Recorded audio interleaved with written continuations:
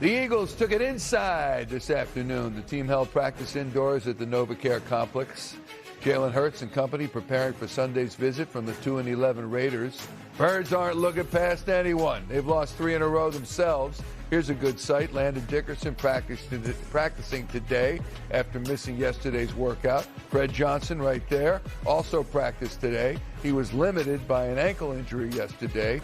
But Johnson's on track to fill in for Lane Johnson on Sunday, lining up against Raiders star Max Crosby. Hello, Max. Huddle up. Welcome to Birds Huddle, presented by Toyota. Here are the Killer Bees: Michael B., Barrett B., and Zach B. That's right. you know that. There's Z-Berm, and then there's the Berm. That's Zach Berman, right? That guy, yes. You know it. Our friend from The Athletic, also author of Leap Year. We'll tell you more about that coming up. Good to see you. Great to be. Are the Eagles going to leap into what we saw last year?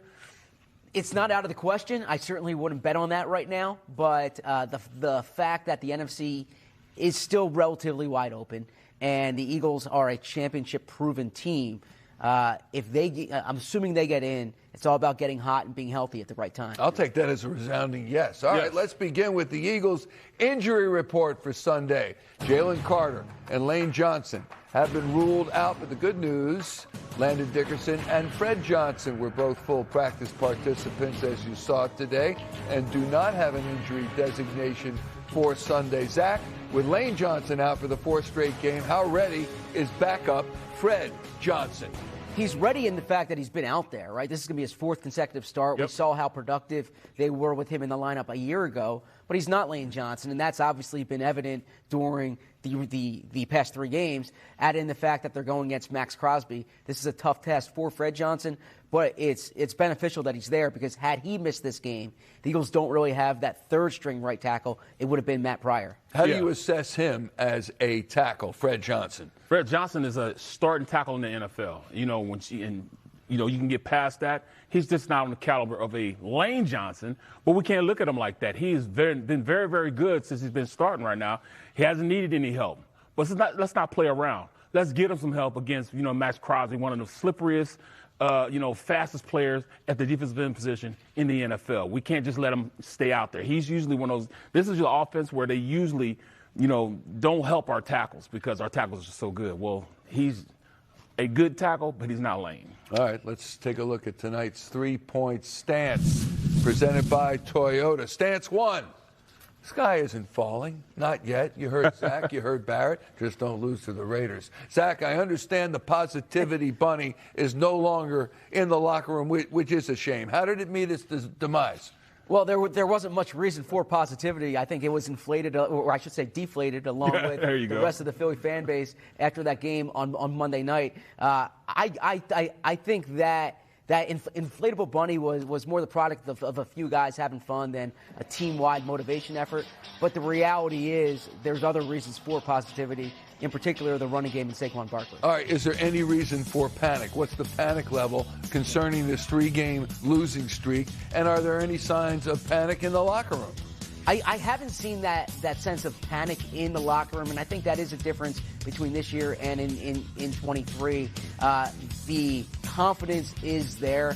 The offense needs to play better. That's obviously the case. There's no rationalization or justification for the way the offense is playing, but I haven't seen that negativity in terms of the sky falling seep in. Now, if they were to lose to a 2-win Raiders team, that's when you say, oh, my goodness, that would be like the Cardinals game from 23. As long as they win this game, the Eagles are in good position. And last I checked, they're 11.5-point favorites over the Raiders. They should be. What's your sense of the way they are This right should now? be should be a get-right game. They should go out and totally dominate this team. Everybody else has played them and dominated them. They were in a position where they should have won the game last week.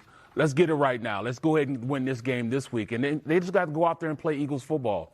The offense needs to stay on track and do what they did this last game. I love the play calling we had this last game. So if we can go out there and get that going, this team, they could probably blow this team out. You love the play calling, even the 5 called runs in the second half? Well, I mean, they got to get going with that double B. Yeah, I like the first half. I mean, it was great.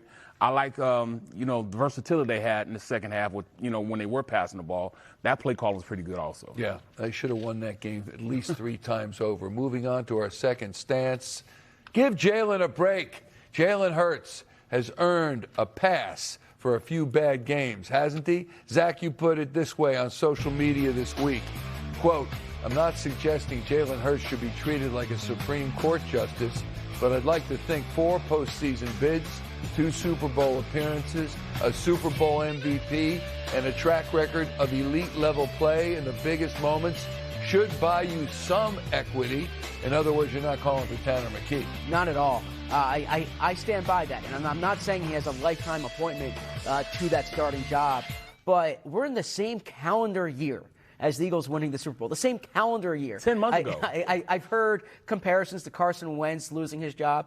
That was in 2020 when Carson had not won a playoff game and the Eagles had a losing record. I've heard comparisons to McNabb in 2008. The Eagles had 1 playoff win in those previous 3 seasons, and he didn't really lose his starting job there. Jalen Hurts is the reason why the Eagles are a legitimate Super Bowl contender.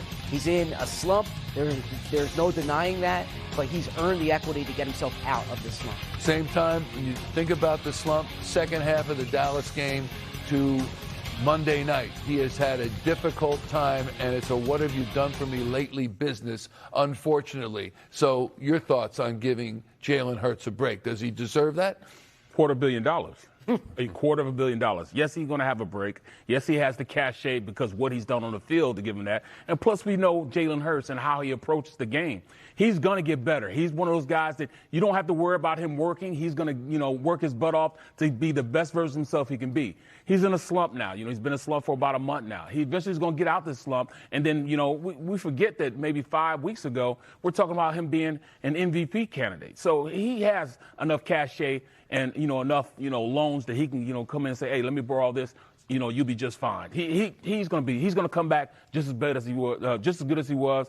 And all this, we're talking about Tanner McKee. I forgot Tanner McKee's name, but now we're bringing him up. No, come on now. No. All right, good point by you. So switching sides of the ball for tonight's third stance, the defense is good enough to keep the Eagles afloat is our third stance. The offense is sputtering, but the D can hold down the fort until the offense figures it out. Zach, is this a championship-level defense in your opinion? Close to it. This is one of the best defenses in the league, and you've seen that really throughout the past 2 months here.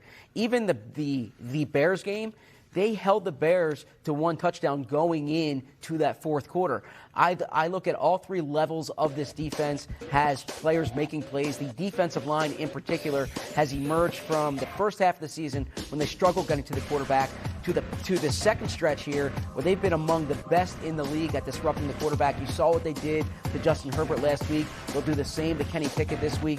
As long as the defensive line is playing the way they are, this team could stay in the game against anybody. All right, they are missing Jalen Carter. He is one of the elite defenders, linemen in the National Football League. They all took up for him in a great way on Monday night. Can this continue without Carter, that they are that effective? I don't think they necessarily took up for him. I think they went out there and played their brand of football. They played very well because guys are starting to learn how to pass rush. You look at it, Jalen Hunt turned his whole game around. He used to just have 1 pass rushing move. He'd get up the field. He may want to stab you. Now he has a stab going into another move, a spin. He has become, he has a full complement of rushers now. Now he's that guy that you have to worry about. You have to look at where is he at. So, offense is going to say, all right, we got to chip him or double team him. We're just going to leave somebody else open. I think those guys up front have really turned the corner because they want to be great and they understand what their purpose is.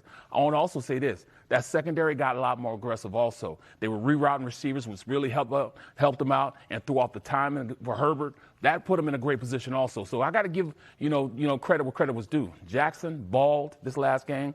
Cooper rerouted receivers. He played well. I mean, they played, the full game. Linebackers doing things, rushing up the field, getting sacks, I tell you what, you keep Dean and rushing the way he's rushing and blitzing. I mean, this could be a really great defense, not just a good, but a great defense going forward. I tell you, I smell what you're cooking.